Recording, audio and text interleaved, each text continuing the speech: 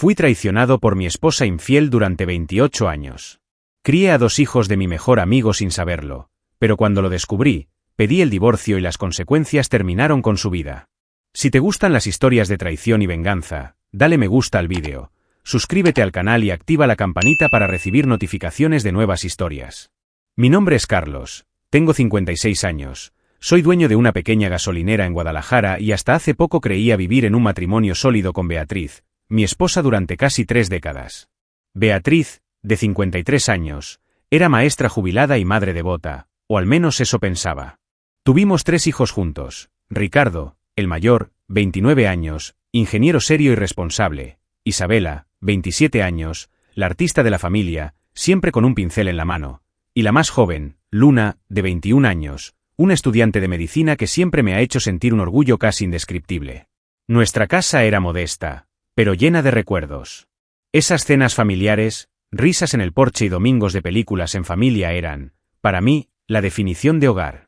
Siempre me esforcé por ser el tipo de padre que estaba presente, aunque estuviera cansado, incluso agotado. Y eso es exactamente lo que pensé que era, su padre. Hasta ese día en el hospital. Ricardo empezó a sentirse mal en octubre. Cansancio extremo, hinchazón en las piernas y una palidez que no correspondía con el hombre fuerte y saludable que vi crecer ante mis ojos. Después de algunas pruebas, llegó el bombazo. Tenía insuficiencia renal avanzada. La única solución rápida y eficaz sería un trasplante. Sin pensarlo 2 veces me ofrecí a hacerme las pruebas y donar un riñón. Habría hecho cualquier cosa por él sin pestañear. Pero cuando llegaron las pruebas, un médico me pidió que me sentara. No sois compatibles, genéticamente. Al principio pensé que era simplemente mala suerte. Pero ella dudó, se mordió el labio y dijo lo que haría temblar mi mundo. Tú no eres el padre biológico. Sentí como si alguien me hubiera arrancado el suelo bajo mis pies. ¿Conoces ese silencio que parece gritar? Eso fue lo que invadió mi pecho mientras el médico me explicaba, con toda la frialdad técnica del mundo, que las pruebas no dejaban dudas. Intenté racionalizarlo. Tal vez fue un error del hospital, un cambio en los exámenes. Pero en el fondo, algo empezó a romperse dentro de mí. La confianza que siempre tuve en Beatriz empezó a flaquear, incluso sin quererlo. La amaba. Yo le creí. Pero ahora había una sombra entre nosotros, y esa sombra se llamaba duda. Esa noche volví a casa, me senté en el auto y lloré como un niño. Me pregunté, ¿qué más no sabía? Beatriz intentó mantener su rutina como si nada. Pero ya no podía mirarla de la misma manera. Empecé a notar los pequeños gestos, las pausas antes de responder, las miradas desviadas. Algo no cuadraba. Y, como un hombre impulsado por el instinto de protección, decidí hacer lo impensable. Pedí pruebas para Isabela y Luna. Quizás fue una locura. Quizás estaba creando paranoia por un error aislado. Pero algo me decía que esa historia aún tenía muchos capítulos ocultos. Necesitaba saberlo. Necesitaba respuestas. Y no iba a descansar hasta tenerlos. Los días siguientes fueron una pesadilla silenciosa. Fingí estar tranquila, pero por dentro sentía como si llevara una bomba a punto de explotar. El laboratorio me llamó en una tarde gris, de esas que parecen presagiar tragedia. La voz del asistente era neutral, casi aburrida.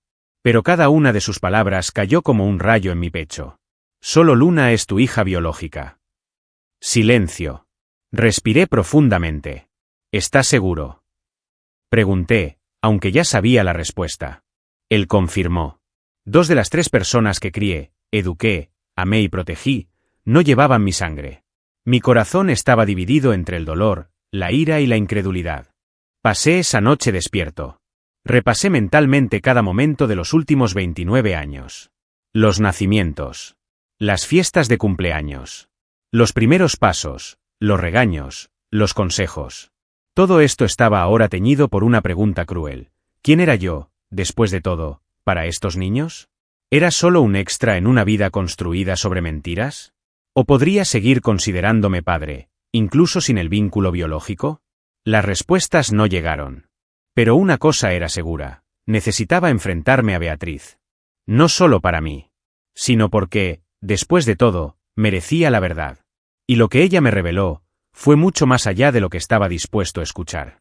No hay una manera fácil de digerir la idea de que 2 de sus 3 hijos no son, biológicamente, suyos. La sangre que corre por sus venas, esa que juraste reconocer en los rasgos de su rostro, en su forma de caminar, en su risa, todo esto, de repente, te pareció mentira. Me miré al espejo y ya no sabía quién era. ¿Un hombre engañado? ¿Un padre falso? Beatriz todavía no había dicho nada y su silencio era como una cuchilla dando vueltas en mi pecho. Cada vez que me llamaba amor o me preguntaba si quería café, sentía como si el mundo se riera de mí a mis espaldas. Me tomó unos días decirle que lo sabía. Necesitaba prepararme. Necesitaba ver su cara cuando dije claramente que me había hecho las pruebas de ADN. Cuando finalmente me senté a la mesa con los resultados en la mano, ella intentó desviarse, intentó fingir sorpresa. Debe haber habido algún error. Dijo, con una mirada que, por un momento, me hizo volver a dudar de todo. Pero algo en la forma en que agarraba su taza de café, en la forma en que apartaba la mirada, todo gritaba culpabilidad. Solo necesitaba mirarla, en silencio, durante unos segundos. Y entonces, ella se desplomó.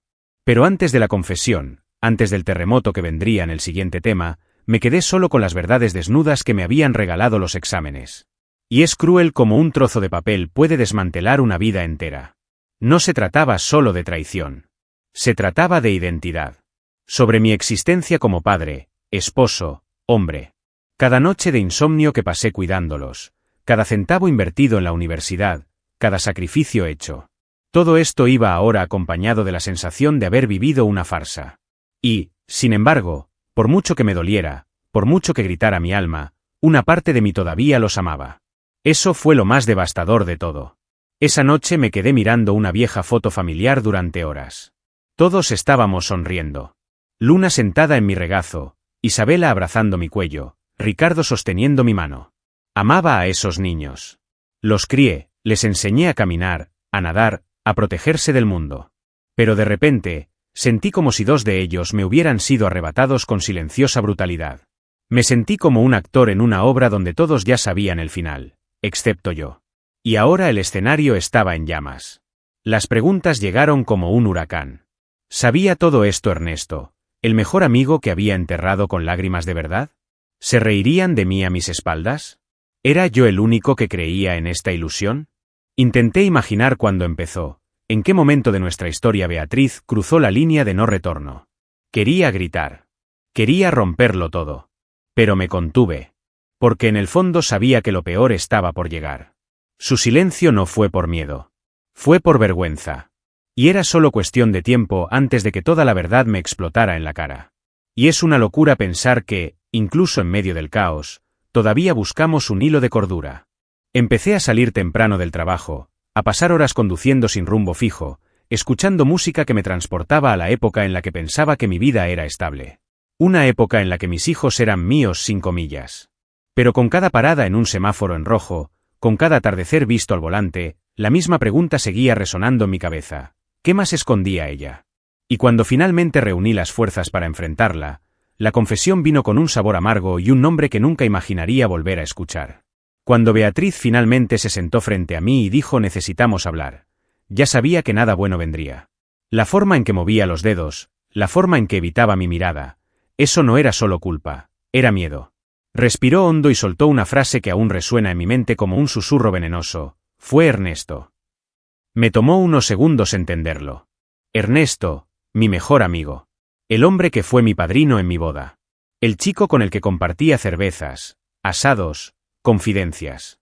El mismo que enterré hace unos años con lágrimas en los ojos y un peso en el pecho. Ricardo e Isabela, son sus hijos. Ella dijo. Así. Como alguien que comenta sobre el tiempo. Fue como si alguien me hubiera quitado el aire de los pulmones. Me levanté y caminé por la habitación como un león enjaulado. Mi corazón latía tan fuerte que apenas podía escuchar su voz tratando de justificar lo injustificable. Era algo viejo, antes de casarnos, pero en realidad nunca terminó. Pensé que podría olvidarlo, pero él siempre fue el amor de mi vida. Con cada palabra, me sentía más estúpido. Entonces, ¿qué fui yo para ella durante 28 años? ¿Una distracción? ¿Un premio de consolación? ¿Un tonto lo suficientemente cómodo como para criar a los hijos de otra persona? Ella continuó hablando. Dijo que Ernesto rompió con ella poco antes de nuestra boda y que eligió a otra mujer. Y, impulsada por el despecho, Por un ego herido, por los celos o quizás por pura cobardía decidió aceptarme. Dijo que necesitaba a alguien seguro. Alguien que fuera un buen padre. Lloró mientras hablaba, como si eso pudiera disminuir el veneno que fluía de cada frase. Y ahí estaba yo, parada ahí, tratando de asimilar que la mujer con la que me acosté durante casi 3 décadas eligió vivir a mi lado, como venganza por haber sido rechazada por otro hombre. ¿Y el más cruel? Es que lo hizo tan bien que nunca lo sospeché. Fueron años de dedicación, viajes familiares, cumpleaños, informes escolares, facturas divididas, noches sin dormir cuidando a un niño con fiebre. Todo esto mientras mantuvo este secreto como si fuera un tesoro podrido escondido en el fondo del armario. Y cuando Ernesto murió, ella no lloró como una amiga. Lloró como alguien que ha perdido a su verdadera pareja, y recién ahora me di cuenta de eso. Su duelo, en ese momento, me pareció extraño. Ahora todo tenía sentido. Las piezas encajaron, y formaron un asqueroso rompecabezas. Ella se disculpó. Dijo que me amaba a su manera. Que construimos algo juntos, que fui un excelente padre, que ella estaba agradecida. Agradecido. No quería gratitud. Quería la verdad. Quería dignidad. Quería respeto. Y en ese momento, por mucho que me doliera, supe que nunca más podría volver a mirarla de la misma manera. No grité. No rompí nada. Simplemente me levanté, la miré y le dije, destruiste lo único de lo que estaba seguro en la vida. Y dicho esto, dejo que el silencio hable por mí. Los días siguientes fueron como caminar entre escombros. La casa que alguna vez fue un refugio ahora parecía un cementerio de promesas incumplidas. Cada habitación tenía un fantasma. El sofá donde vemos películas. El balcón donde tomamos el café. La habitación donde ella dormía conmigo, mientras soñaba con otra persona. Empecé a dormir en la habitación de invitados. Beatriz respetó mi silencio. Y tal vez sabía, en el fondo, que ese matrimonio había terminado ahí. Simplemente no imaginé que el destino acabaría con todo de una manera aún más definitiva e inesperada. Unos días después de la confesión, solicité el divorcio. No hubo gritos ni escándalos. La herida era tan profunda que ya no sangraba. Beatriz se limitó a sentir con la mirada en blanco, como si hubiera estado esperando esto desde el día en que me dijo la verdad. No intentó convencerme de que me quedara ni discutir los términos. Quizás por vergüenza. Quizás porque, en el fondo, sabía que ya lo había perdido todo. Estaba cansado. Cansado de mentiras, de apariencias, de vivir una vida basada en una ilusión tan bien escenificada. Solo quería paz. Irónicamente, el universo decidió dármelo, de una manera que yo nunca hubiera pedido. 3 días después de nuestra última conversación, recibí una llamada que me dejó paralizado. Era de la Policía de Carreteras de Jalisco. Beatriz había sufrido un accidente vial, cerca de Tequila. El coche se salió de la carretera en una curva y volcó. Muerte instantánea. Escuché las palabras de la gente como si vinieran de un túnel lejano. Me temblaban los dedos. Por un momento pensé que era una broma macabra. Pero cuando colgué y me quedé mirando la nada en la pared de la sala, entendí que era real. Ella estaba muerta. Entonces, de la nada. Fin. El velorio fue silencioso, casi seco. Los niños estaban en shock. Luna lloró como alguien que perdió a su verdadera madre. Ricardo e Isabela estaban más confundidos que tristes. No pude llorar. Mi mente todavía estaba procesando lo absurdo de todo esto. La amé durante 28 años. Aunque ese amor ya estaba podrido, todavía existía. Y ahora, ella se había ido sin que pudiéramos reconstruir nada, sin que yo tuviera tiempo para perdonar, o incluso decidir si quería hacerlo. La sensación era que la justicia llegó antes de que pudiera elegir entre la venganza y el olvido. Mucha gente dijo que fue una tragedia. Pero a mí me pareció más una consecuencia. No seré hipócrita. Una parte de mí sintió alivio. Una paz oscura y amarga que nunca tendría el valor de decir en voz alta. La mujer que destruyó mi historia, que jugó con mi identidad como padre, ya no estaba para seguir fingiendo, manipulando, pidiendo disculpas que nunca se haría cargo del daño. Fue el fin de una era. Y el comienzo de un inmenso vacío. Porque incluso cuando se elimina el veneno, el cuerpo todavía siente la resaca del dolor. Algunos de sus familiares intentaron culparme indirectamente. Dijeron que Beatriz estaba demasiado conmocionada, que la conversación con sus hijos, el inminente divorcio y el peso de la culpa habían afectado sus emociones. Y sí, tal vez eso fue todo. Pero la verdad es que nadie empujó ese auto colina abajo. Si fue la culpa lo que mató a Beatriz, ella fue víctima de sus propias decisiones. Solo iluminé el escenario donde ella misma había estado bailando en la oscuridad durante años. Y, sinceramente, no me sentía responsable de nada más que de mi propia supervivencia. Después del funeral, me fui solo a casa. El silencio en la casa se sentía diferente. Ya no era asfixiante. Fue liberador. Por primera vez en mucho tiempo, podía respirar sin sentir que estaba representando una vida. Todavía era doloroso, pero era un dolor limpio. Como si el dolor proviniera no solo de su pérdida, sino de la muerte simbólica de todo lo que pensaba que era cierto. Todavía no sabía cómo reconstruir mi vida. Simplemente sabía que algo tenía que nacer de allí. Y, sorprendentemente, nació en un lugar totalmente inesperado. Han pasado casi 2 años desde la muerte de Beatriz. El tiempo, dicen, lo cura todo, pero solo nos enseñó a vivir con la cicatriz. La soledad era una presencia constante. No hubo más gritos, no más mentiras, no más cenas silenciosas, solo el eco de una casa vacía y los recuerdos que ella insistía en conservar. Seguí yendo a la gasolinera todos los días, más por costumbre que por necesidad. Era como si ese trabajo rutinario fuera el único punto fijo en un mundo que se había derrumbado. Hasta que, aquel diciembre, ocurrió algo inesperado. La parroquia local lanzó una campaña navideña para ayudar a familias en situación vulnerable. Decidí participar, sin saber que mi vida estaba a punto de cambiar nuevamente. Fue en una de estas acciones solidarias que conocí a Mariana. Tenía 34 años, la mirada cansada de quien ha llorado más de lo debido y 3 niños colgados del dobladillo de su vestido. Miguel, de 9 años, era el más reservado. Pedro, de 6 años, tenía una energía casi eléctrica. Y Sofía, la menor de 4, me miró con una sonrisa tímida que me hizo llorar por dentro. Mariana era viuda reciente, había perdido a su marido en un brutal robo en Veracruz y se mudó a Guadalajara tratando de escapar del dolor. No tenía red de apoyo, apenas podía pagar el alquiler. La parroquia la había acogido con lo básico, pero ella llevaba el peso del mundo sobre sus hombros. Y, por primera vez en mucho tiempo, sentí ganas de hacer más. Empecé llevando canastas básicas de alimentos, ropa para los niños y juguetes sencillos. Luego vinieron las conversaciones en el balcón de la iglesia, los cafés intercambiados, las miradas que duraron más de lo debido. Mariana no pidió nada, quizá por orgullo, quizá porque se había acostumbrado a esperar lo peor de la gente. Pero vi algo en ella que me recordó a mí mismo, alguien roto tratando de mantener su dignidad entre los pedazos rotos. Y fue un sábado por la tarde, cuando vi a Pedro corriendo por el patio con una cometa improvisada, que me di cuenta de que ese lugar, esa gente, podía ser algo más que una simple causa de Nochevieja. Podrían ser un nuevo comienzo. Con el paso de los días, mi vinculación con esa familia dejó de ser caridad y se convirtió en un vínculo. Mariana, aún con su corazón encallecido, empezó a confiar en mí. Los niños empezaron a esperarme ansiosos, como quien espera a su tío que siempre tiene un dulce escondido en el bolsillo. Y yo, me encontré sonriendo de nuevo. Riendo por nada. Cocinar con alegría. Ver películas infantiles por 100ª vez, solo para escuchar a Sofía reír a carcajadas. El dolor seguía ahí, pero ahora compartía espacio con una ternura que no había sentido en mucho tiempo.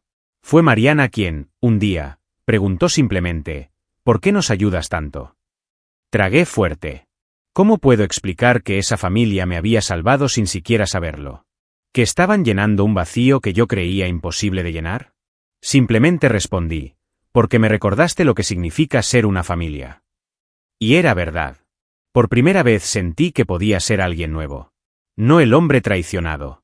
No el padre engañado. Pero alguien que eligió amar, cuidar y reconstruir, sin culpa, sin pasado, solo con presencia. A partir de esa Navidad, Mariana y los niños empezaron a venir más seguido a mi casa. Poco a poco fueron apareciendo platos sobrantes en la mesa, juguetes esparcidos por la habitación, dibujos en las paredes del frigorífico. La casa que antes respiraba silencio ahora vibraba de vida. Y yo, que pensaba que el amor y el propósito habían muerto con la verdad, descubrí que a veces renacen, cuando menos lo esperas, y desde donde nunca te lo imaginarías. Lo que empezó como visitas ocasionales, se convirtió en rutina. Mariana y los pequeños venían casi todos los fines de semana.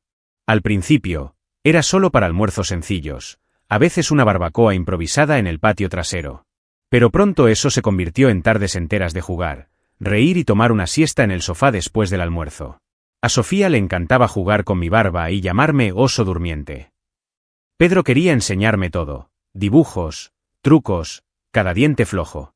Miguel, más tranquilo, tardó un poco en soltarse, pero poco a poco me fue haciendo espacio, como si estuviera comprobando si realmente estaba a salvo. Fue todo tan natural que, cuando me di cuenta, ya tenían un espacio reservado en la casa. Un armario con su ropa. Platos coloridos en la cocina. Almohadas extra en el sofá. Mariana empezó a ayudarme en la cocina y luego me trajo pasteles que ella misma hacía. Y un día, sin necesidad de arreglar nada, ella y los niños durmieron allí. Y luego otra vez. Y otra vez. Lo siguiente que supimos fue que compartíamos algo más que la casa. Estábamos compartiendo nuestras vidas. ¿Y lo más increíble? No me perdí el silencio. Extrañé el ruido cuando no estaban allí. Ver a esos pequeños llamarme tío Carlos fue un regalo. Pero lo que realmente me rompió fue una noche, cuando Sofía, ya en pijama, me besó en la frente y me dijo buenas noches, papi. Mariana, que escuchaba desde la puerta, permaneció en silencio. Nuestras miradas se encontraron y ninguno de los dos dijo nada. Pero en ese instante lo supimos. Algo allí ya había cambiado de nombre. Ya no era solo ayuda, compasión o amistad. Fue amor. Amor real, cotidiano, construido en el suelo del salón, con leche derramada y dibujos torcidos pegados en el frigorífico. Mariana también floreció en este nuevo espacio. Poco a poco fue soltando la mirada de quien espera el siguiente golpe en la vida. Empezó a soñar de nuevo. Me habló de cosas sencillas, hacer un curso de repostería, llevar a los niños a la playa, tener una casa con jardín. Cosas que yo pensaba que eran pequeñas y que, para ella, eran enormes. Y me encontré queriendo que todo sucediera. No por obligación, sino porque verla feliz encendió algo dentro de mí que pensé que había muerto hacía años. Cada semana, este hogar que formamos se volvió más sólido. Llevé a Miguel a la escuela, recogí a Pedro de la guardería y le leí cuentos a Sofía antes de dormir. Mariana se rió de mis intentos de peinarle. Y, en el fondo, todo eso empezó a sanar las heridas que había dejado Beatriz. No porque borró el pasado, sino porque me recordó que el amor verdadero no es perfecto, está presente. Se compone de elecciones diarias. Y, día tras día, elegí a esa familia como mía. Con el corazón abierto. Y así, sin prisas, sin guión, sin promesas vacías, nos convertimos en algo que ni roles ni sangre podían definir. Una familia. Una familia hecha de un nuevo comienzo, de un cariño plantado con esmero y de un amor que nació de las ruinas. Pero no todos lo vieron así. Y cuando mis hijos se enteraron de su nueva familia, no todo fue tan tranquilo como parecía el patio lleno de juguetes. La noticia de que Mariana y sus hijos vivían conmigo llegó como una bomba a mis hijos adultos. Ricardo fue el primero en llamarme, en tono frío y directo. ¿Nos reemplazas? Isabela llegó poco después, con mensajes largos, llenos de penas que ni siquiera sabía que aún tenía. Lo entendí. Fueron heridos. Confundido. Sintieron que estaban perdiendo espacio, tal vez incluso amor. Pero no fue eso. Nunca lo fue. Lo que no sabían era que, detrás de esa nueva rutina, había una historia mucho más grande, un agujero mucho más profundo, y una verdad que mantuve para evitarles. Programamos una cena. Por primera vez en meses, los tres se sentaron a mi mesa. Luna conocía toda la historia y estaba más contenida. Ricardo e Isabela apenas pudieron ocultar su tensión. Cuando comencé a hablar, mi voz temblaba. Te hablé de las pruebas. Sobre cómo empezó todo con el intento de donar un riñón. Sobre los descubrimientos. Sobre la traición. Vi que a Isabela se le humedecían los ojos. Ricardo permaneció en silencio, con la mandíbula apretada. No culpé a nadie. No les dejé el dolor encima. Pero dije la verdad. Toda ella. Por primera vez. Porque merecían saberlo. Porque esa seguía siendo, de alguna manera, nuestra historia. Hubo un momento en que Isabela, con la voz entrecortada, preguntó, ¿por qué nunca nos lo dijiste?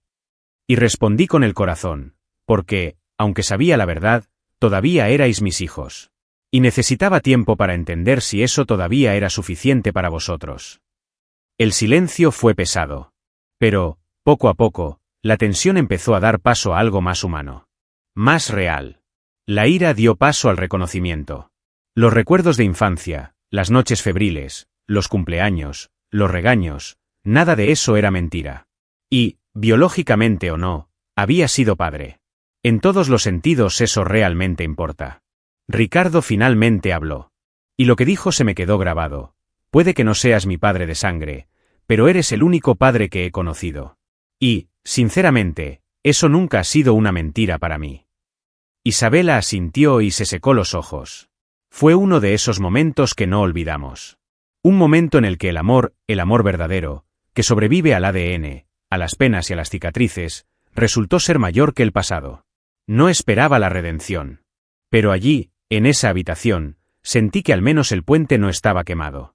Que aún podamos reconocernos como familia, aunque sea en un formato diferente al que jamás imaginamos. Luna, que observaba todo en silencio, me abrazó fuerte al final de la cena. Hiciste lo que nadie tendría el coraje de hacer. E incluso después de todo, lograste amar de nuevo. Ella era mi espejo más limpio. El recordatorio viviente de que algo en ese hogar no se había corrompido. Mariana no se presentó a esta reunión, a petición de sus propios hijos. Pero entendieron que ella no era una intrusa. Ella fue alguien que me cuidó cuando estaba hecho pedazos. Y tal vez, con el tiempo, ellos también aprenderían a ver esto.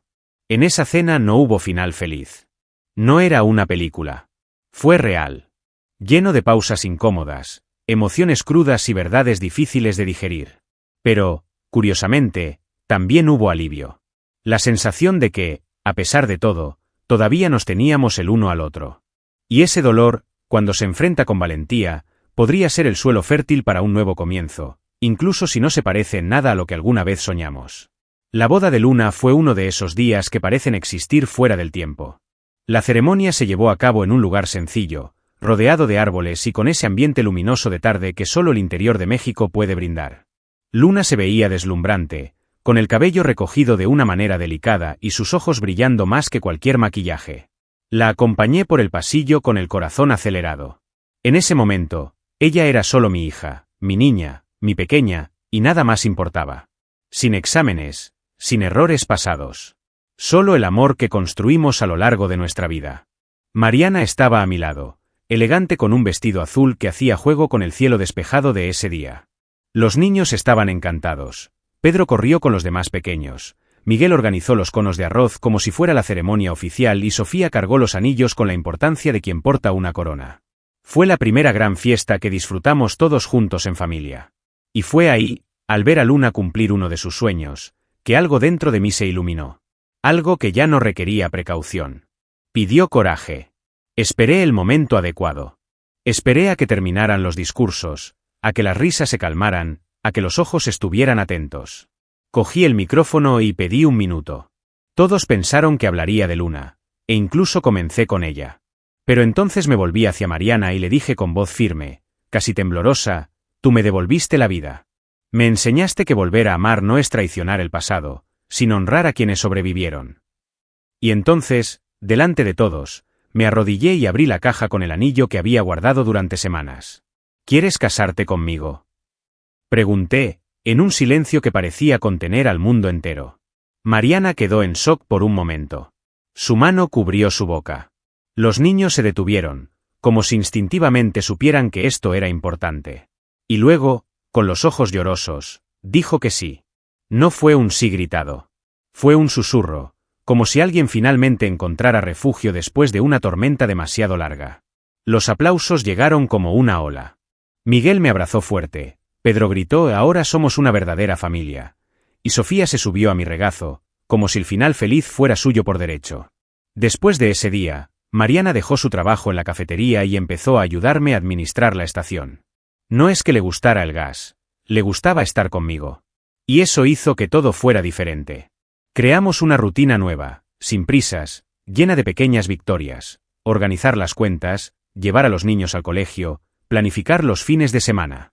Ella se convirtió en mi compañera en todo. Y, más que eso, se convirtió en el corazón palpitante de la casa. La suave energía que nos unió a todos. Por la noche, cuando todo está en silencio y los niños duermen, nos miramos y nos reímos de las cosas sencillas. El desorden en la cocina, la desaparición de una zapatilla, la nota en la lonchera. Y es en esos momentos cuando entiendo que la vida no nos debe finales perfectos, pero puede brindarnos nuevos comienzos inesperados. Mariana me dio esto. Luna, Ricardo e Isabela aceptaron esto. ¿Y yo?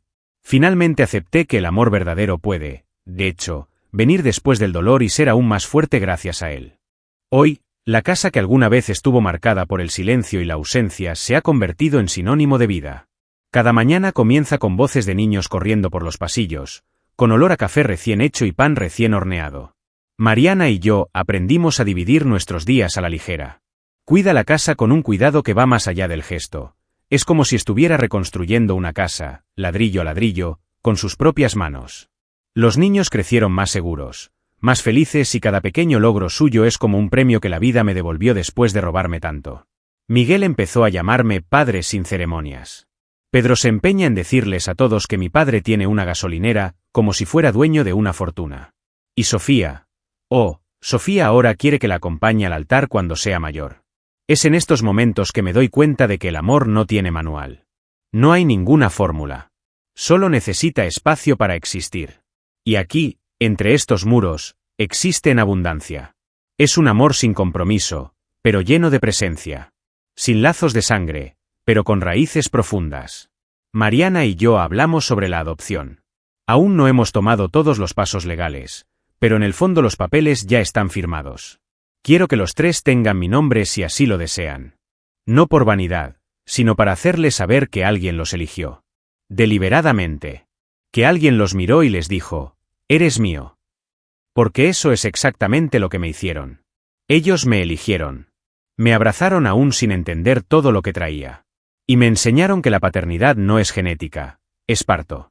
Poco a poco los hijos que me dejó Beatriz también se hicieron más cercanos.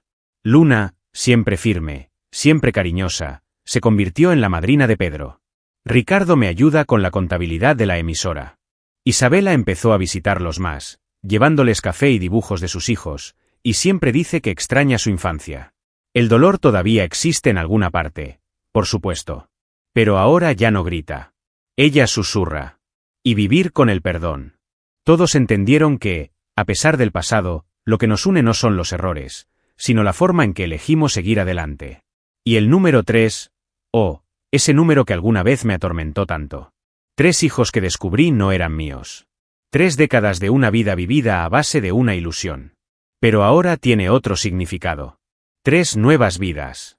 3 corazones que me llaman padre con una pureza que ninguna traición podrá borrar. 3 oportunidades para hacer todo de manera diferente. Amar sin miedo. Para guiar sin cargo. De simplemente ser, completo, presente, verdadero. Hoy, cuando miro mi vida, veo algo que nunca imaginé que sería posible, la paz. Una paz construida sobre la verdad, sobre elecciones conscientes y sobre el tipo de amor que no requiere explicaciones. Mariana y yo no necesitamos promesas eternas. Vivimos un día a la vez, con el corazón abierto y la certeza de que, incluso saliendo de las cenizas, podemos florecer. Y tal vez, eso es todo lo que una familia necesita. Deja tu opinión en los comentarios, dale me gusta al vídeo y suscríbete al canal para recibir notificaciones de nuevos vídeos, y también ayudarnos a llegar a más personas y formar una comunidad. Disfruta y mira una de las historias que van apareciendo a continuación sobre nuevas denuncias de traiciones y venganza. Hasta la próxima.